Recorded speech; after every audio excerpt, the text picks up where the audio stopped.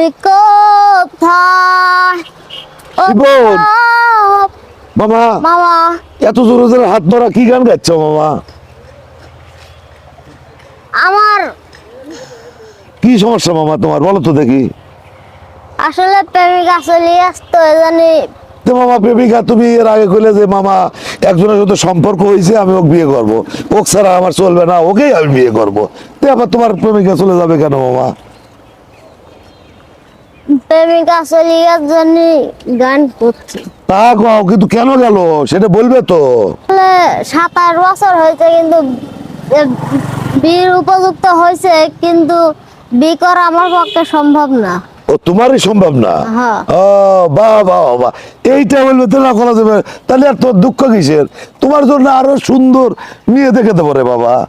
হ্যাঁ, যাও, তোমার কোনো টেনশনই করো না। যাও বাসায় যাও, বাসায় যাও, যাও বাসায় চলে যাও।